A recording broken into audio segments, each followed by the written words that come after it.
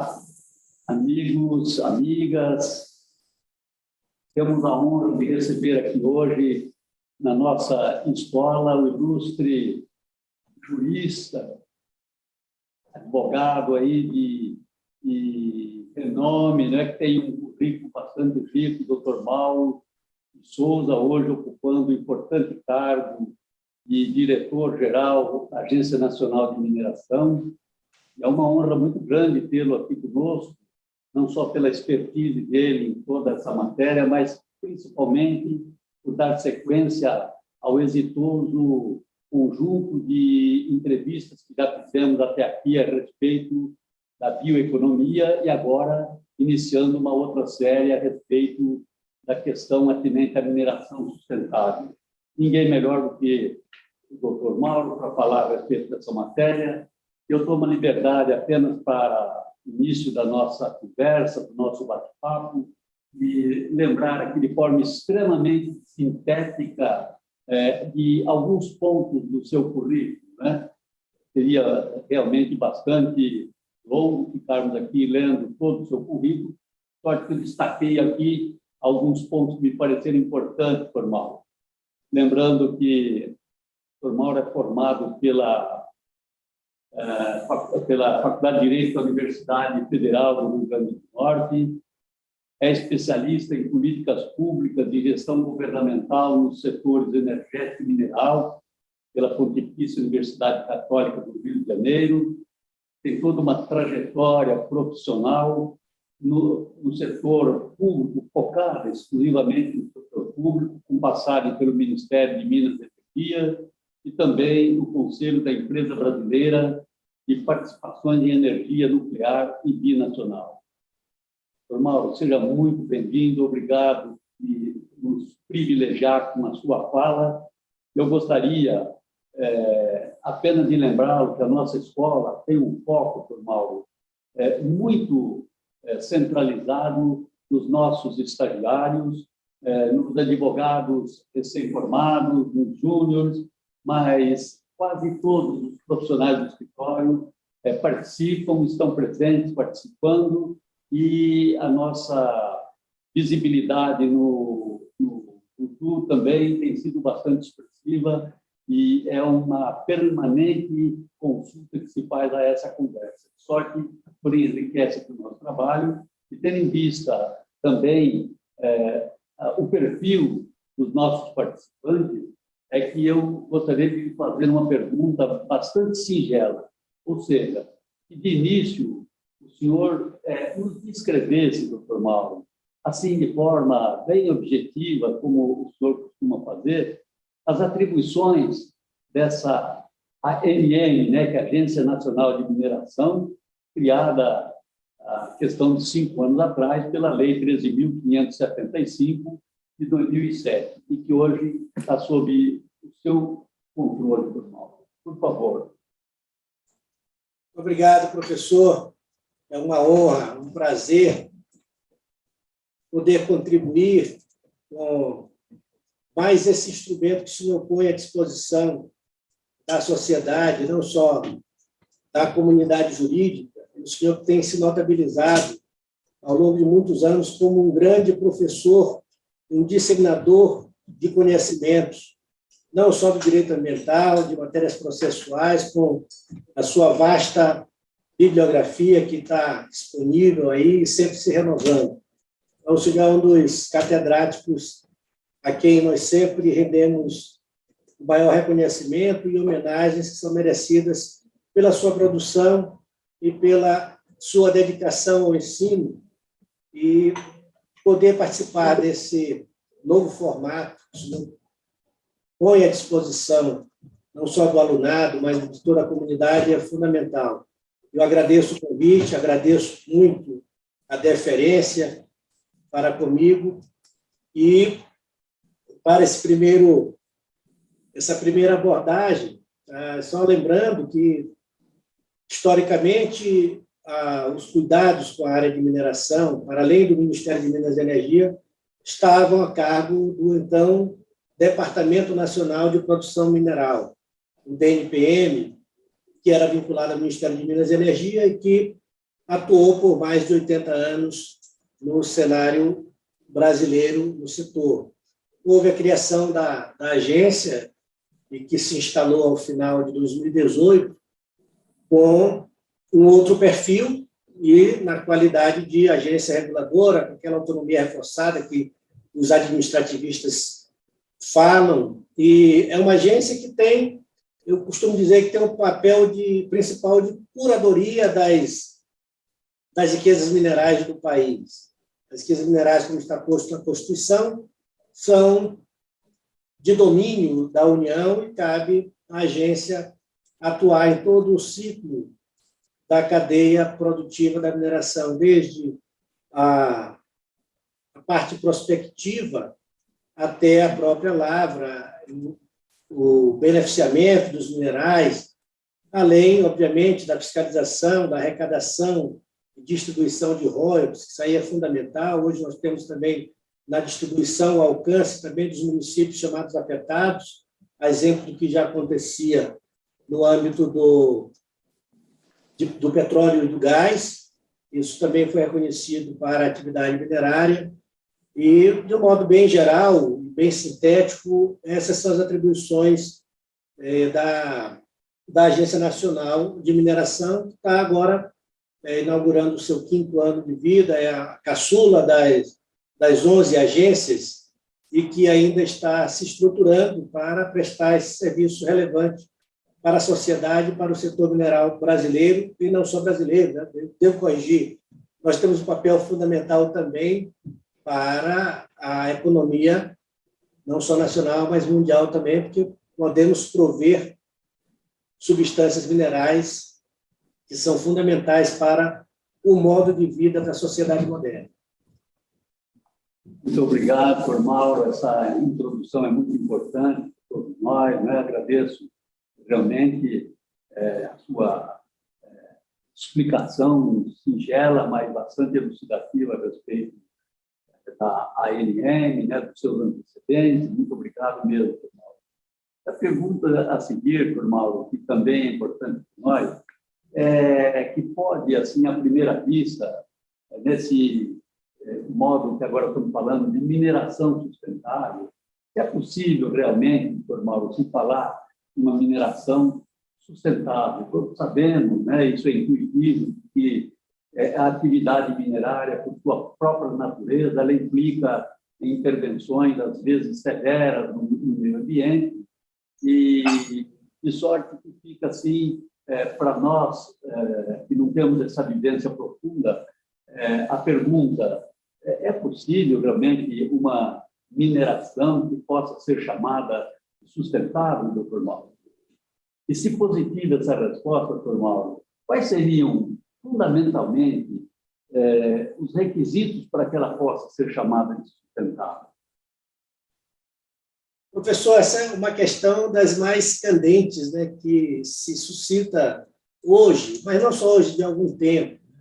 A própria, digamos, o próprio aspecto semântico que comporta a expressão sustentável, que ela se acopla à expressão mineração, ou o ato de minerar, ou a atividade minerária propriamente dita, ela remete a uma ideia subjacente, que é de que, supostamente, a mineração não era ou não foi executada até aqui de um modo sustentável. É claro que a ideia de sustentabilidade ela encerra uma série de vertentes, de aspectos que a gente precisa observar para que, de fato, ela tenha esse epíteto, esse qualificativo de sustentável.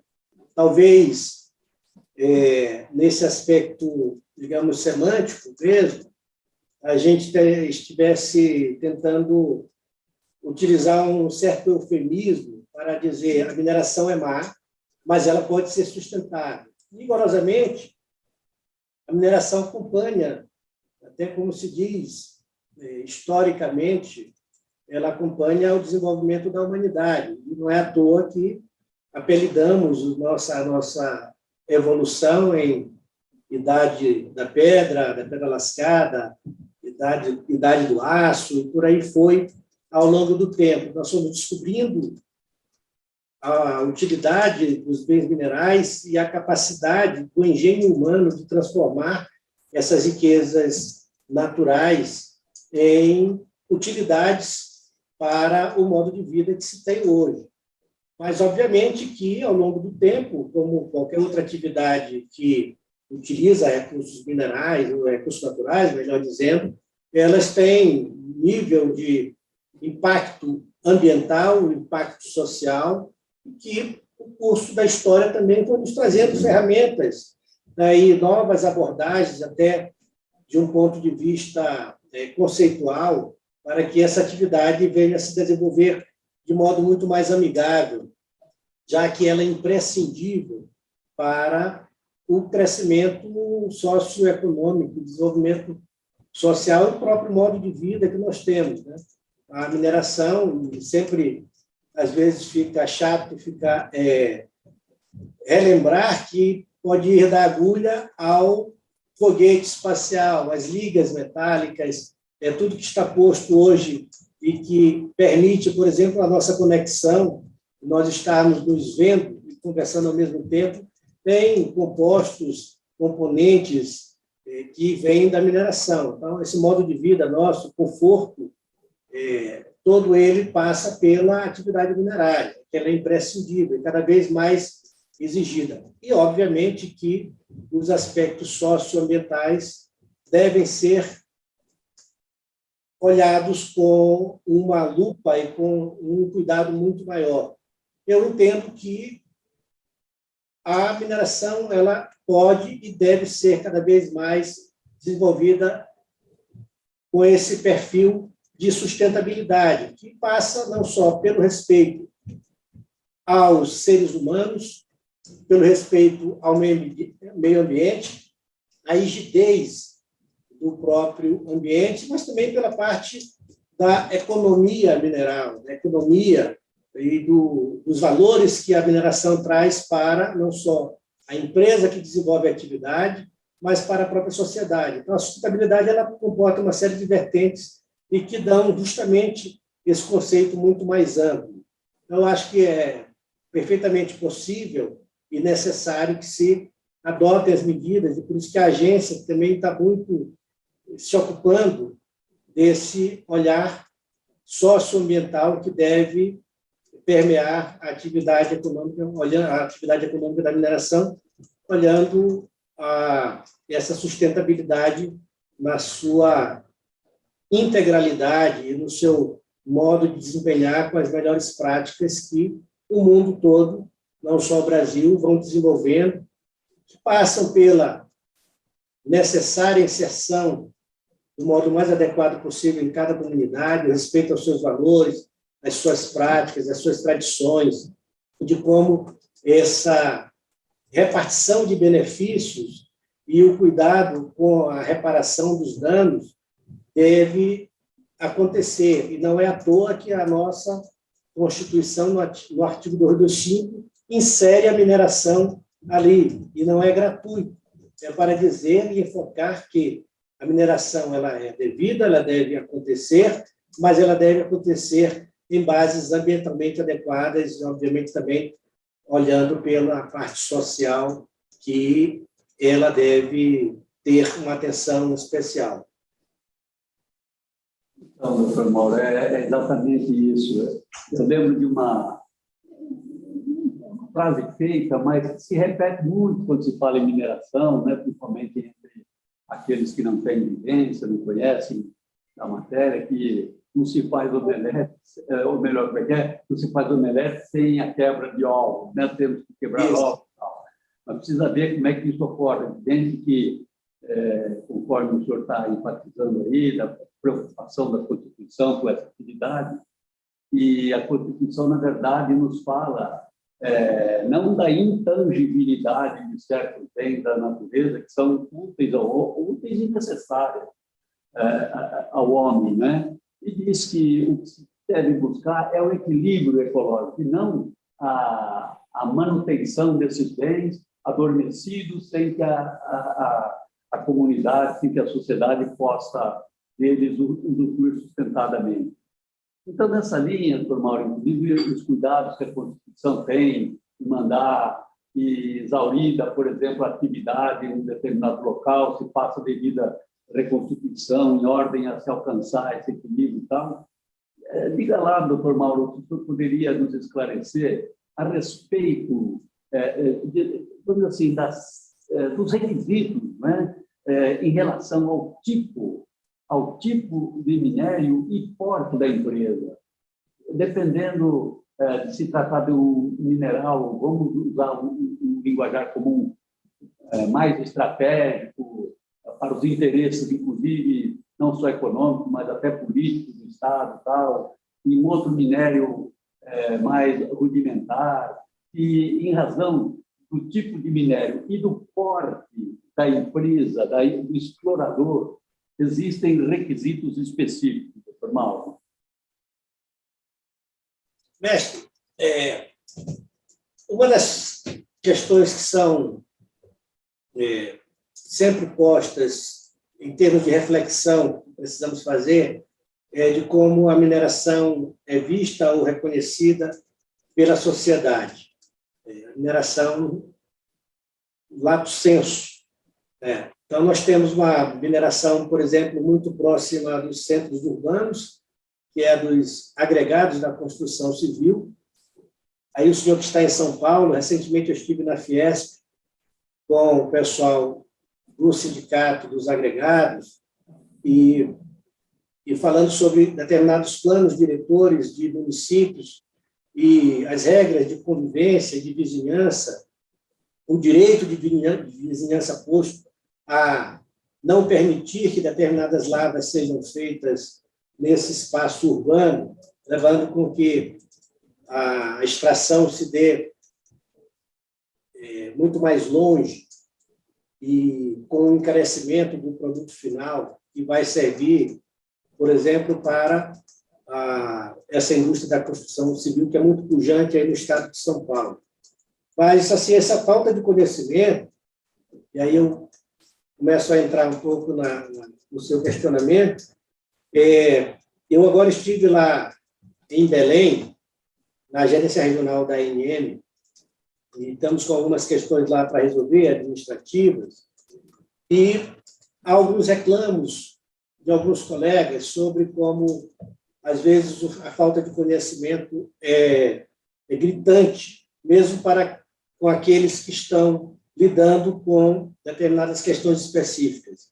No caso, houve uma operação da Polícia Federal em torno de determinados supostos desvios de conduta, não só de empresários, mas de servidores, e um deles estava se reclamando de uma outra situação que não foi dessa presente agora, de que um delegado, ao inquiri-lo, e tinha pedido previamente acesso a um processo minerário, e ele questionou esse colega, que ele estava vendo que havia uma incompatibilidade muito flagrante no processo que ele viu, porque ele verificou que a mina estava em pleno funcionamento, mas, mesmo assim, havia um plano de fechamento de mina naquele processo. E, para ele, havia uma incompatibilidade, ou seja, isso é um desconhecimento completo do que é o processo minerário. Tá? E, para pegar o gancho com relação a isso que o senhor acabou de falar, o que está lá no 225, que eu comentei ainda há pouco, quer dizer, a mineração, ao se instalar, ela já deve pensar no seu fechamento, ou seja, no exaurimento daquele jazimento que vai ser explorado ao longo do tempo. E aí, por isso, perpassa tanto, não só o plano de aproveitamento econômico, mas o próprio fechamento de mina, as garantias que devem ser oferecidas e que devem estar presentes nesse plano, a inserção, como eu falei ainda há pouco, naquela comunidade. A gente precisa pensar conjuntamente, quando se fala de ISG, por exemplo, na governança, não só a governança stricto sensu, que é do ambiente corporativo, mas a governança que envolve os outros demais atores, tanto a agência que regula a atividade, como os órgãos de meio ambiente, não só do licenciamento ambiental puro e simples, mas aqueles vários atores, como, por exemplo, o IFAM, a cuidar dos aspectos arqueológicos e de outros bens, até imateriais, os órgãos que cuidam das unidades de conservação. Então, há requisitos que são necessários, antes de tudo, eu sempre reputo como o requisito da própria filosofia da empresa, do minerador, que é um compromisso ético que ele tem que ter com a atividade que desenvolve. Esse compromisso ético que ele se espraia para entender essas nuances, entender, por exemplo, determinadas vocações, ou estimular outras vocações, para considerar que a mina tem a sua finitude a partir do momento em que é desenhada, é definida a cubagem daquele jazimento e a previsão de duração daquela atividade, e que tudo que pode ser feito para que a comunidade não fique, digamos, órfã com um determinado passivo ambiental, que eventualmente acontece, mas que ela possa também identificar determinadas vocações ou estimulada a novas atividades econômicas que não a deixem ao relento, ao final daquele período de aproveitamento daquele jazimento. Então, isso passa por ter um compromisso com uma série de aspectos que a empresa deve desenhar já no nascedouro da sua pretensão de investimento, que diz respeito ao cuidado com direitos humanos, a questão dos rejeitos, de como isso vai ser tratado, a questão do uso dos recursos hídricos, de como esses todos aspectos de não só questões ambientais, mas econômicas, elas devem estar orquestradas de tal modo. E entrando nessa categoria do chamado ISG, que é o que está mais em voga hoje, é que essa pauta que deve permear a atividade toda minerária que deve ser desenvolvida. E, nesse aspecto, também, a agência se insere numa perspectiva também de uma atuação de estimular essas boas práticas que deem conta de uma mineração que seja feita com esse nível de responsabilidade socioambiental de que a gente vem falando e esperando que, de fato, seja algo a ser traduzido como uma filosofia de atuação de cada empresa, de cada ator que atua na cadeia produtiva da indústria minerária. Mauro, eu estou lembrando da sua posse, em que eu tive a honra de participar dela lá em Brasília. Aliás, é uma posse, aliás, muito concorrida, né? Com falas extremamente importantes, além, claro, da sua, que era o foco de tudo, né?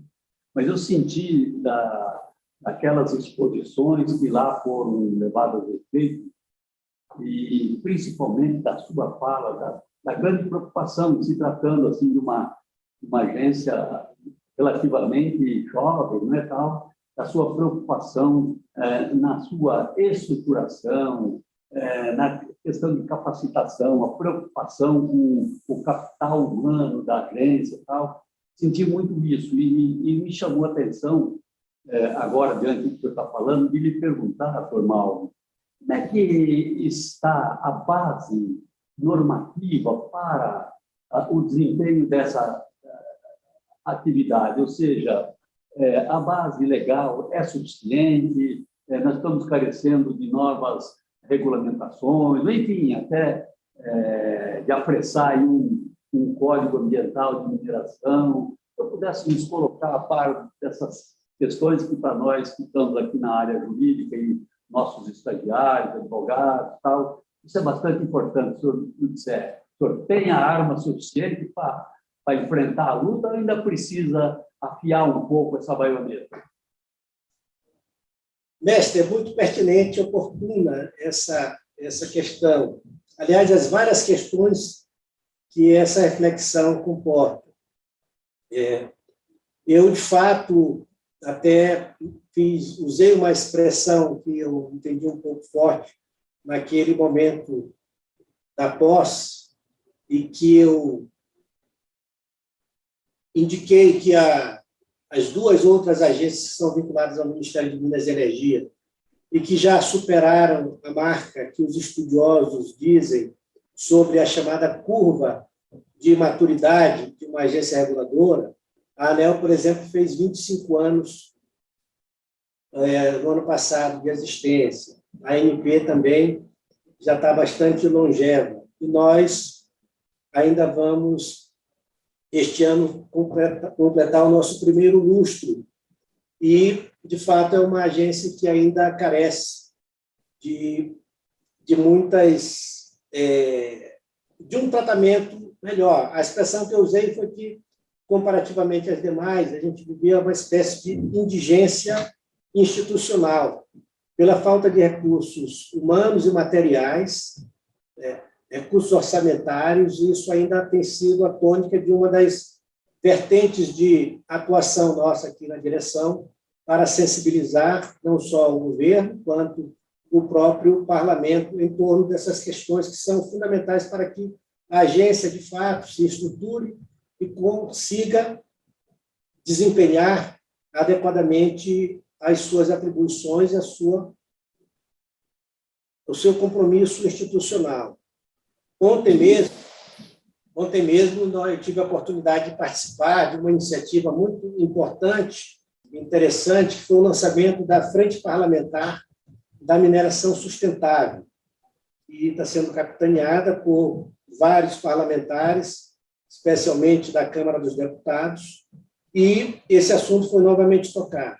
Sabe-se perfeitamente, e isso se tornou público e notório, né, que nós temos essa necessidade de estruturação da agência. Agora, o ferramental normativo, no outro dia eu tive a oportunidade de comentar sobre, muita gente gosta de dizer que o Código de Mineração, que é de 1967, que ele já está muito antigo. Eu sou de 1964, também já estou relativamente antigo, mas ainda me sinto bastante útil e produtivo. Então, eu acho que o nosso código, ou qualquer outro ato normativo, ele normalmente passa pelo escrutínio, né, da sociedade para identificar se ele ainda está adequado aos tempos. E, no caso, a caixa de ressonância desses reclamos dos anseios da sociedade está ali no Congresso. Eu não defendo a ideia de que, pelo fato do Código ter sido erigido em 67, ele necessariamente esteja de tal modo defasado que ele não dê conta da maioria das questões que envolvem o setor de mineração. Os aprimoramentos são sempre necessários, e o senhor conhece muito bem, nós convivemos até o início da década passada com o nosso Código de Bevilacqua, um código civil de inspiração francesa, e que nós convivemos com ele ao longo de quase um século, e, a despeito de várias situações que já estavam superadas pela própria evolução da sociedade, nós conseguimos extrair, não só do ponto de vista da doutrina, mas das construções jurisprudenciais, a utilização plena daquele vetusto código. Então, vejo que há, de fato, alguma necessidade de aprimoramento, e, a reboque disso, nós, por exemplo, no ano passado, tivemos uma alteração normativa importante no âmbito dos minerais nucleares, com uma alteração bem significativa, até do papel da Indústrias Nucleares Brasileiras, que é uma empresa pública voltada para a prospecção, a produção, o beneficiamento e o comércio de minerais nucleares. Aí vamos especificar bastante o urânio, embora não se circunscreva ao urânio. Isso também trouxe novas atribuições para a agência. Recentemente, nós fizemos uma regulação que já era reclamada, e ela teve um tratamento desde a agenda regulatória de 2021, diz respeito à questão de lavagem de dinheiro voltada para o ouro, especialmente o ouro oriundo de IPLGs, mas também de metais preciosos, de pedras preciosas, que já reclamavam uma regulação específica da agência. Isso foi feito mais recentemente. E nós temos muitos exemplos. Agora, recentemente, estamos fazendo uma revisão daquela normativa que saiu no ano passado, que diz respeito à aplicação de sanções pecuniárias, especialmente, e de maior vulto, que veio a partir da alteração normativa voltada para a questão de barragens, que foi provocado por aqueles grandes acidentes trágicos que tragaram vidas e comprometeram o meio ambiente no estado de Minas Gerais e também no estado do Espírito Santo. E houve uma nova normatização, nós temos atuado bastante nesse espaço, né, para que a gente faça uma revisão, remodele essa normativa, porque ela comportou algumas distorções. A gente tem que usar um pouco mais da proporcionalidade, da razoabilidade, para que a gente também não tenha uma regulação que seja menos responsiva e muito mais de cunho punitivo e repressor com esse instrumental que é a inflição de multas de caráter pecuniário um pouco mais pesado, quando, em alguns casos, a gente não precisa ir além daquilo que a razoabilidade nos exige. Então, as normas, de um modo geral, e o poder legiferante que tem o parlamento, que tem essa atenção, também a gente espera que tenha atenção para essa estruturação da agência. E aí, para finalizar esse tópico, por exemplo, eu não me conformo até aqui, e depende realmente dessa capacidade de reestruturação que a gente tem que ter, que, por exemplo, nós não temos uma superintendência que cuide do socioambiental, nós não temos uma superintendência que tenha a capacidade de lidar com a economia mineral, com a defesa da concorrência, com a percepção de como a indústria se orquestra e como elas lidam e quais os trends, não só nacionais como internacionais, como, por exemplo, a gente tem um olhar crucial para a chamada economia verde, ou a bioeconomia, e como a gente pode atuar e colaborar numa perspectiva de atuação do poder público numa transição energética, que são os minerais chamados críticos em outros países, e aqui nós adotamos a expressão estratégicos, e aí comporta não só os minerais fundamentais para a transição energética, mas também aqueles minerais que nós tivemos a oportunidade de ter uma discussão mais forte no ano passado, por ocasião da eclosão do conflito Rússia-Ucrânia, e que ressaltaram a nossa dependência para os fertilizantes. Nós importamos 90 e poucos por cento, 96% da nossa necessidade de potássio, que nos submete a uma questão de segurança até alimentar. Embora sejamos um grande produtor do agronegócio, mas nós deixamos de ter esse olhar para esses minerais importantes que nos ajudam a garantir que essa produção agroindustrial seja realizada com a adequação necessária.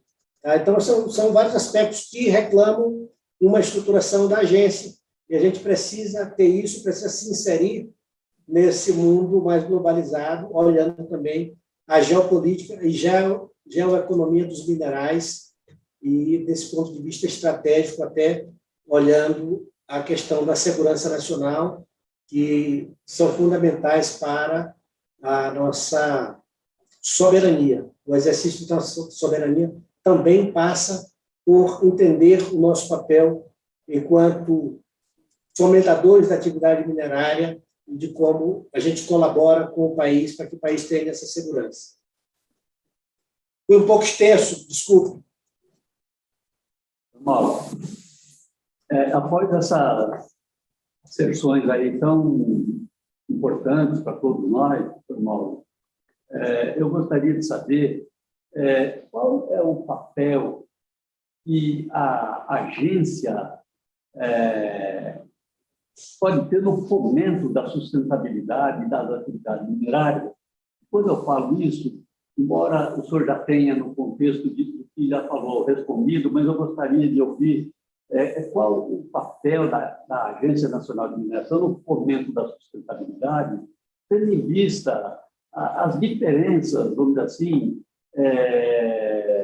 dos exploradores, do pequeno empresário, do médio empresário, do mega empresário, e também diante das especificidades das atividades minerárias específicas. Eu já abordou isso no contexto, repito, mas eu gostaria de saber em que medida a ANM, a agência, pode colaborar eficazmente no fomento da sustentabilidade. Doutor Edson, de fato, ainda há pouco o senhor havia mencionado, e por um pecado meu, eu não explorei bastante esse aspecto, até da diferenciação dos portes, né, das atividades, e também das substâncias, né, do seu volume. Eu tenho defendido que a regulação, e a regulação, desse ponto de vista que a gente chama responsivo, ela deve ser modular, ela deve comportar sempre esse aspecto da proporcionalidade. Nós temos assistido aí, e eventualmente esse assunto tangencia bastante a agência e as competências da agência, que é a questão dos Yanomami, é uma questão, digamos, de assédio a terras indígenas de forma irregular e ilegal, e que não são de uma competência específica da agência a repressão de atividades irregulares ou ilegais, não só da agência, mas do aparato do Estado. E aí se fala, por exemplo, o mundo hoje usa muito a expressão mineração em pequena escala, mineração artesanal. Já há algumas vozes elaborando contra a expressão garimpo, contra a expressão garimpagem, levando a uma estigmatização da atividade que está prevista na própria Constituição, que diz que o poder público deve estimular a garimpagem por meio de cooperativas, deve destinar áreas específicas para tal, e é uma atividade de pequena escala que deve acontecer em bases regulares, sustentáveis também, com respeito ao meio ambiente. Tá? Esse é um aspecto. Nós temos, por exemplo, uma questão interessante. Eu estive recentemente na feira de rochas ornamentais em Vitória, no Espírito Santo, que é o maior polo desse segmento da mineração no país, e nós temos um dos instrumentos que são utilizados, que tem previsão no código, chama-se Guia de Utilização, que eu tenho buscado uma discussão, nós temos uma proposta de nova regulação da Guia de Utilização, porque eu tenho percebido que ela tem se desvirtuado da sua natureza e tem sido, de certo modo, banalizada em alguma medida. E eu quero dizer da Guia de Utilização porque há um aspecto interessante nessa indústria, ou nesse segmento da rocha ornamental, é que ela tem uma pegada fashion, digamos assim. Tem um certo momento em que determinado desenho ele está palatável para o mercado. A guia de utilização, ordinariamente utilizada para que você faça análise de rotas tecnológicas, de melhor forma de fazer aquela exploração e de identificar que mercado, qual mercado se apetece mais por aquele tipo de rocha naquele momento. Então, se nós levarmos algum tempo maior para conceder a portaria de lavra, vai passar o momento daquela pedra, e ela não vai mais ser interessante para o mercado. De outro modo, nós temos, por exemplo, a cassiterita, que ela está incluída naquele rol de minérios que podem ser objeto de garimpagem, mas que ela tem um perfil fundamental até para a própria transição energética, e ela ocorre com um pouco mais de abundância. Então, nós temos, às vezes, determinadas práticas que supostamente são de garimpagem, mas com uma estrutura tal, e a gente tem visto aí nas imagens, e que nós não podemos continuar convivendo, aí penso eu, é algo a gente discutir, e por isso que a agência tem que permanecer muito aberta ao diálogo, e é isso que eu tenho preconizado aqui, para que a gente entenda como as atividades se dão no âmbito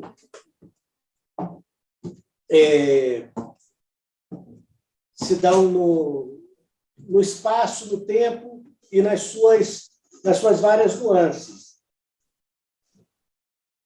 Então, essa modulação, digamos, como a agência deve atuar, exatamente identificando essas várias nuances, esses vários aspectos considerando jazimento, local, às vezes a questão da distância, de toda a infraestrutura que deve ter ao redor e que dão a condição para que aquela substância seja explorada. Vamos pegar o exemplo de Carajás, que, do ponto de vista socioambiental, tem sido sempre posta em relevo como uma prática interessante, mas a própria empresa que desenvolve aquelas atividades, ela tem todo um aparato de ferrovia, tem portos, então ela se espraia por vários municípios, e esse olhar que a agência tem que ter para que tenha uma regulação responsiva e modular, observando essas características,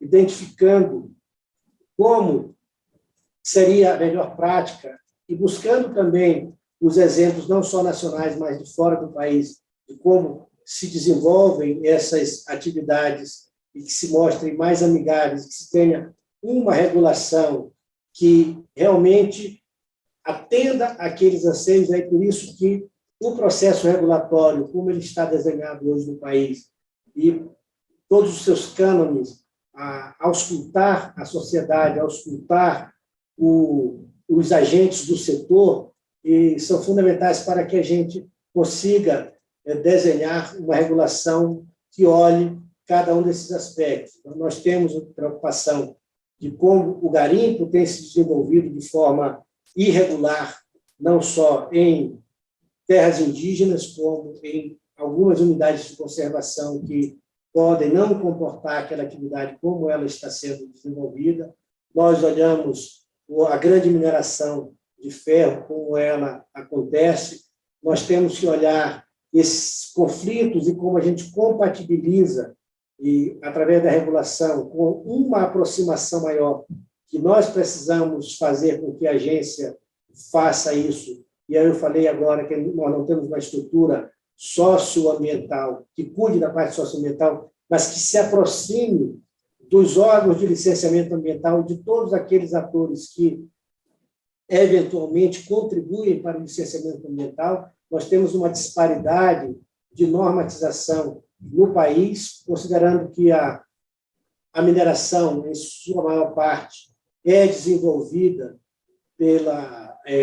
no Estado, e o licenciamento é de competência estadual. A gente tem que olhar o que a LC 140 predispõe sobre a questão também das tipologias que estão ali estabelecidas e do grau de risco, do grau de impacto que é mensurado em cada empreendimento daquele, de modo que a gente possa ter esses elementos e possa também formular e auxiliar em indicativos. Eu, por exemplo, não advogo que tudo deva ser legislado. Nós temos uma tendência no país a dizer que tudo tem que estar na lei. Eu sou adepto da ideia de que as empresas, né, e o próprio mercado, ele deve buscar determinadas práticas. Nós temos agora um exemplo que é importantíssimo, que é a do lítio, da Sigma, lá no Vale do Jequitinhonha, que é uma região de IDH baixíssimo, mas está fazendo um trabalho muito interessante do ponto de vista socioambiental, com determinadas práticas e que superam o que está legislado, como também usar a questão da licença social. Obviamente que eu não defendo que haja uma legislação dizendo que todos têm que praticar licença social. Ela deve nascer desse compromisso que eu chamei de ético anteriormente, que ele se espraia por uma série de vertentes que devem comprometer o board da empresa, a sua filosofia de atuação. E aí é nessa linha que eu acho que também a agência pode desenvolver determinados guidelines para que o mercado, para que a sociedade observe e veja como pode se desenvolver uma atividade sustentável. Agora, recentemente, nós tivemos um exemplo muito interessante do Instituto Brasileiro de Mineração, IBRAM, que lançou, ao final do ano passado, chamado Livro Verde da Mineração Brasileira, que traz uma série de elementos, alguns exemplos de como as empresas estão se organizando em torno dessa agenda ESG, que tem comprometido as grandes empresas e deve também se espraiar para as pequenas, médias empresas, mas para a mineração em qualquer escala que ela seja praticada no país. E, nesse aspecto, a agência tem que estar bastante antenada, bastante aberta a essa troca, a essa construção cooperativa que deve presidir o nosso modo de agir, o nosso modo de prestar o serviço que a sociedade espera e que está cometido institucionalmente a Agência Nacional de Mineração. Muito bom, perfeito, Tomão. Eu, infelizmente, digo infelizmente para nós, estamos caminhando para o fim dessa entrevista, que para mim é uma alegria muito grande, né, que ela esteja se realizando. Eu vou tomar liberdade, Mauro, de fazer uma colocação que eu prometi que não deixaria de fazê-la a uma aluna, a Bianca, do curso de especialização em Direito Ambiental da PUC. O curso é coordenado pela embargadora Consuelo Yoshida. E a Bianca, na sexta-feira, eu estava fazendo a primeira apresentação do curso para ele, né, desse novo módulo, e ela me fez uma pergunta e já me adiantou: olha, não é isso que você está falando, mas eu vou te fazer uma pergunta que eu gostaria de saber, porque eu sou de Manaus, estou aqui em São Paulo estudando, e tenho muita preocupação lá com a questão da área denominada de Amazônia Azul, né? E me dizendo que, embora ela mesmo soubesse que se tratava de um tema bastante controverso, como é que eu enxergava essa questão de se viabilizar, de se liberar a mineração nessa área da Amazônia Azul, né? Ela dizia: a preocupação maior é por conta de que essa atividade é potencialmente liberadora de boa dose de dióxido de carbono, gás de efeito estufa, hoje quando se fala em mudanças climáticas, enfim.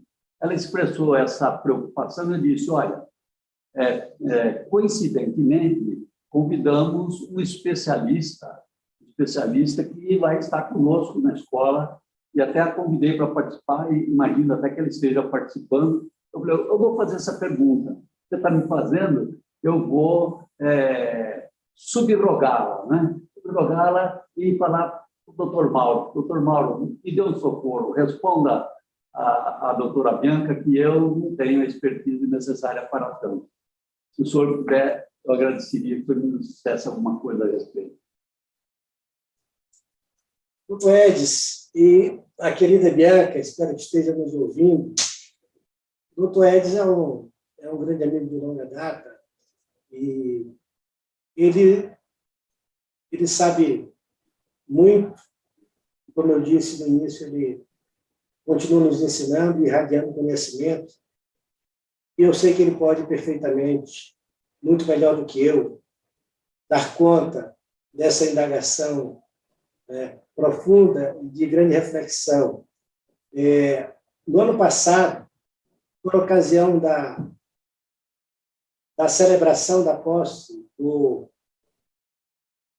ex-ministro Raul Jungmann, no IBRAM, eu encontrei a ex-ministra do Meio Ambiente, Isabela Teixeira.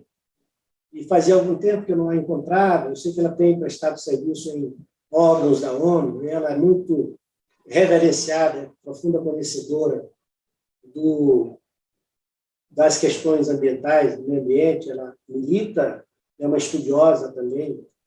E, quando nos encontramos, um amigo em comum, que não sabia que eu a conhecia, achou que iria me apresentar a ela, e, quando me apresentou, disse que eu acabara de ser nomeado diretor-geral da Agência Nacional de Mineração e que tomaria posse em breve. E aí ela me deu um abraço efusivo e a primeira coisa que ela perguntou: você aceitou esse desafio? Então, vou logo deixar uma pergunta. O que é que você pretende fazer com a Amazônia? Então, assim, é uma pergunta que exige bastante reflexão, dado que ela comporta, inicialmente e subjacentemente, uma ideia, que é a ideia do impacto ambiental que a própria mineração traz. Essa preocupação é legítima, independentemente de se tratar da Amazônia chamada azul ou não, qualquer espaço territorial com sua biodiversidade, suas características próprias. Alguns já se ressentiram de que nós, os parlamentares que desenharam a nossa Constituição, que trouxeram algumas áreas de proteção muito mais ressaltadas na Constituição, que fala da Mata Atlântica, que fala do Cerrado, esqueceram da Caatinga. A Caatinga, que também tem o seu apelo ambiental. Então, o que eu diria é que, independentemente de onde se vá desenvolver a atividade e observar a sensibilidade de determinados biomas, determinadas características, nós temos que transitar, eu acho, enquanto Estado brasileiro. Nós temos um instrumento que está posto desde 1981 na Lei da Política Nacional do Meio Ambiente, a 6938 de 81, do zoneamento ecológico-econômico. A Constituição diz que o poder público também deve definir determinadas localidades para desenvolvimento de atividades minerárias, ou melhor, para exploração de recursos naturais. Nós temos uma ferramenta que, conceitualmente, já está bem madura e tem normativas na União Europeia, por exemplo, sobre avaliação ambiental estratégica.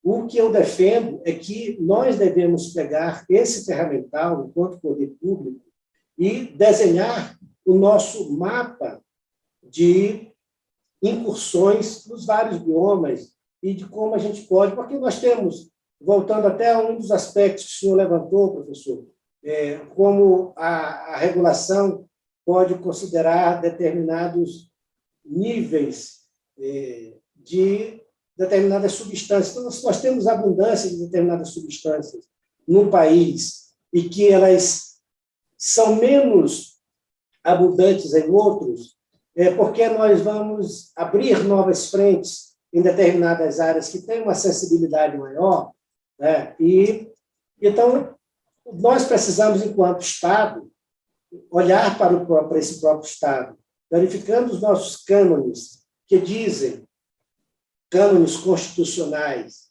e mandamentos constitucionais, especialmente no artigo 3º, que diz sobre promover o desenvolvimento nacional, diminuir as desigualdades regionais, garantir uma sociedade justa, livre e solidária. Isso passa pelo desenvolvimento socioeconômico do país.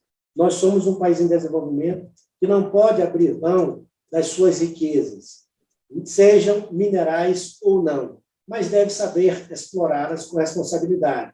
É uma responsabilidade que é do poder público, é uma responsabilidade que é dos desenvolvedores desses empreendimentos, é uma responsabilidade de quem financia esses empreendimentos, sejam empresas do sistema financeiro, sejam fundos de pensão, ou quaisquer outras formas de viabilizar esses empreendimentos. Então, essa orquestração, essa organização de como a atividade deve se dar em bases sustentáveis, para usar o nosso grande tema da tarde, ele vai se voltar para qualquer bioma e é assim que deve ser. Então, é um país que tem que ser consciente não só da sua necessidade de se desenvolver, mas também da sua necessidade de preservar e equilibrar a atividade econômica com a preservação, a conservação do meio ambiente ecologicamente rígido, como diz o artigo 225, para as presentes e futuras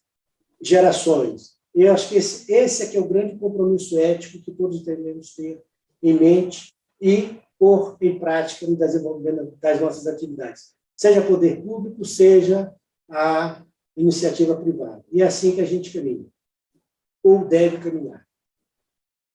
Muito bom, doutor Mauro. Lamento realmente de estarmos aí com o nosso tempo exaurido, né? Com certeza saímos nós aqui com notícias auspiciosas a respeito das perspectivas, augurando ao senhor e a toda a sua equipe aí o melhor dentro dessa agência. E eu gostaria, então, doutor Mauro, o tempo em que lhe agradeço sinceramente por nos dedicar a esse espaço tão precioso, né?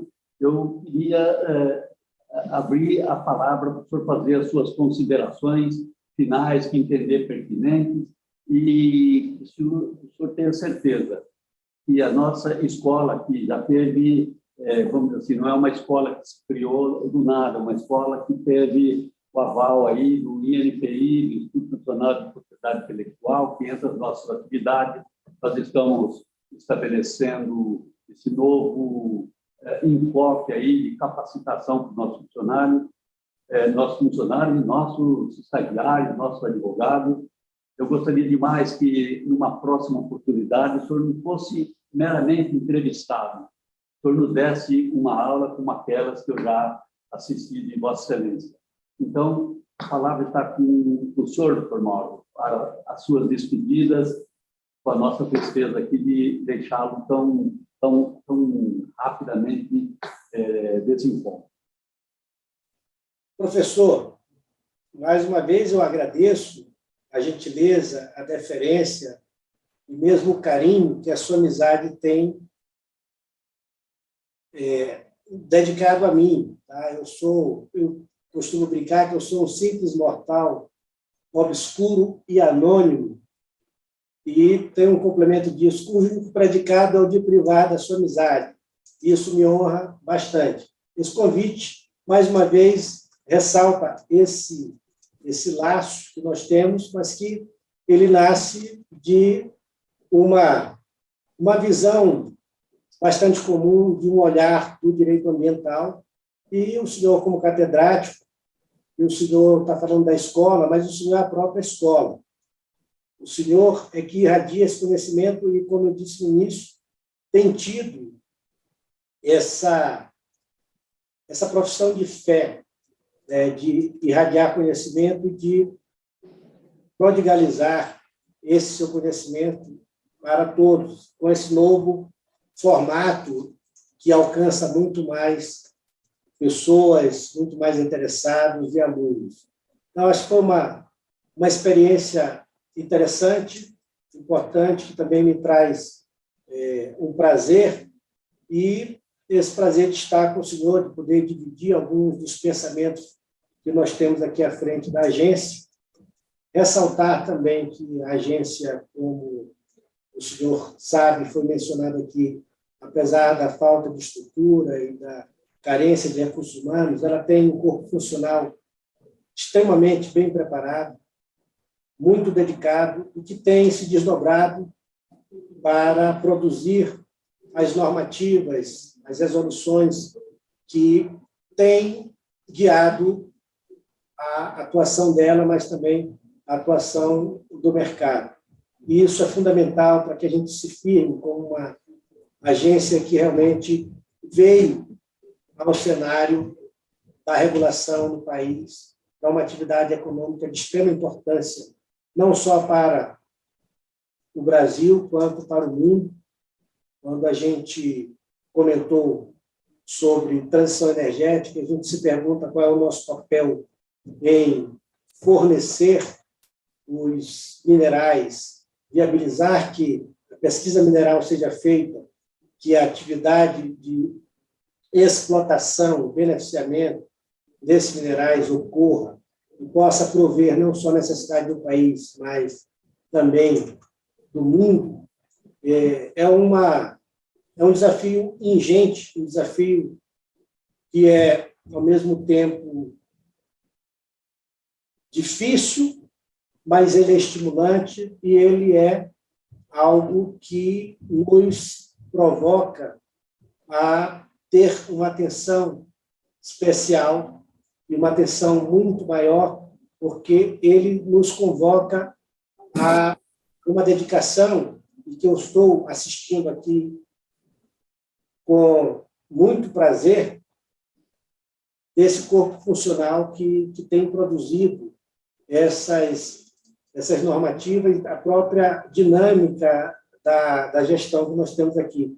E isso se mostra quando nós lançamos e publicamos as nossas resoluções, mas principalmente como nós nos permitimos ser mais permeáveis, ser menos isolados, mais permeáveis ao diálogo, a uma abertura, a uma interrupção permanente, rica, honesta e franca, não só com os atores do setor, mas com a própria sociedade. Isso é que nos vai fazer crescer e construir os caminhos e as soluções necessárias para que a nossa atividade, a atividade mineral, que sustenta o crescimento da economia e sustenta o modo de vida e o bem-estar da sociedade, seja feita em bases sustentáveis, para usar mais uma vez a expressão. Então, mestre, agradeço mais uma vez a deferência e que o senhor fique muito bem. Parabéns à equipe